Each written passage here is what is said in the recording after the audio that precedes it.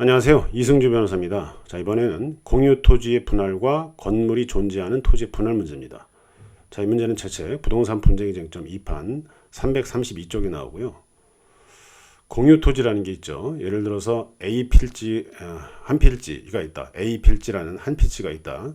갑과 을이 공유한다. 자, 이러면은 A 필지에 파란색 점을 전부 찍고 그 다음에 A 필지에 빨간색 점을 전부 찍었을 때 그 빨간색을 뭐 갑이 소유하고 파란색을 을이 소유하는 이런 형식이에요.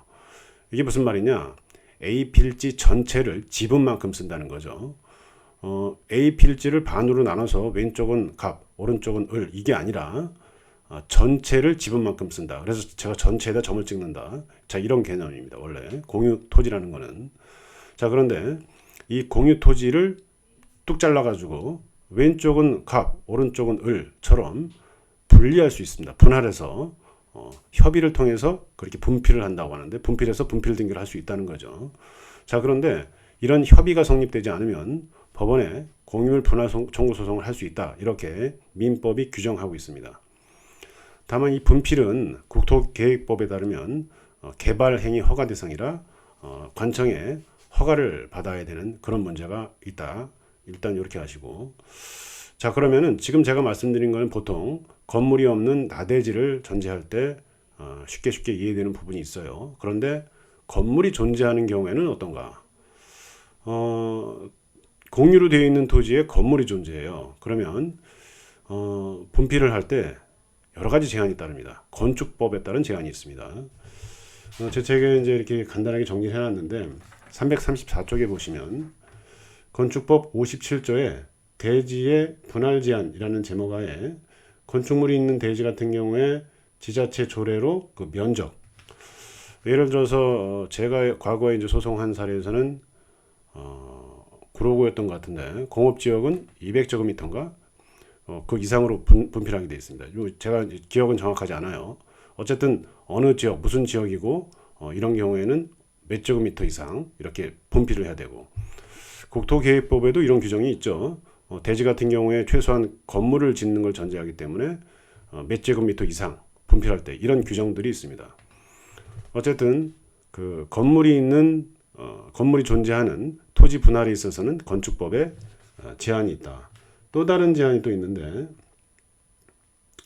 44조에 나오는데요. 건축법 건축물의 건폐율, 용적률, 대지 안의 공지, 건축물 높이 제한, 자, 이런 것들이 전부 적용이 됩니다. 그러니까 이제 기존의 건축물이 있었기 때문에 이 건축물을 놔두고 어쨌든 다른 쪽 건축물이 없는 쪽을 분할을 하고 뭐 이렇게 해야 될 텐데, 그때 예를 들어서 분할선이 그 건축물로부터 엄청 붙어 있다. 이격거리라고 해가지고 건축물과 그 분할선과 떨어져야 되죠. 대지 안의 공지 이런 규정 관련되는데, 자, 이렇듯 그 용적률도 있어야겠죠. 용적률도 맞춰야 될 거고, 해당 건축물이 허용됐을 때 그 용적률 요건, 건폐율 요건 분할할 때도 여기에 맞아야 된다는 거죠. 자, 이런 식으로 건물이 존재하는 토지의 경우에는 건축법상 제한이 추가로 있다. 자, 이런 걸 좀 아셔야 되고, 자, 뭐 정리하자면 이렇게 했는데 334쪽에요. 공유 토지 분할은 원칙적으로 가능한데 현물 분할을 원칙으로 합니다. 현물 분할. 지금 말씀드린 것도 이렇게 쪼개는 거죠.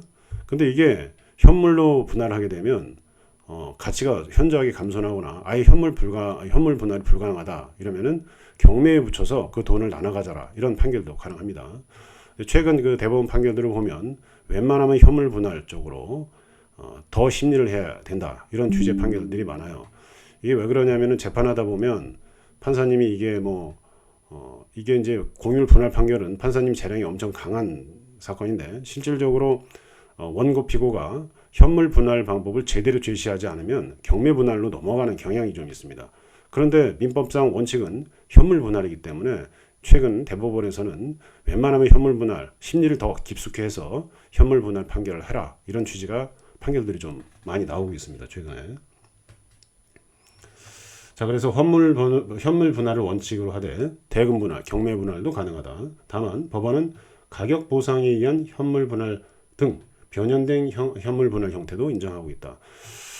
이게 쪼개다 보면 뭐 지금 말씀드린 것처럼 건물이 있다. 근데 건물 건폐율 이런 거 다 충족하기 위해서는 쪼개지는 건물 쪽의 토지, 건물과 웬만하면은 그 밑에 있는 토지 소유자를 갖게 하는 게 좋겠죠. 그러면 건물 없는 쪽의 토지를 쪼개다 보면 그쪽이 부족하다. 가치로 따졌을 때. 그러면은 건물 쪽에 있는 토지에서 돈을 좀 보상하는 이런 방식도 현물 분할의 일종이다. 이렇게 이해하시면 되고요.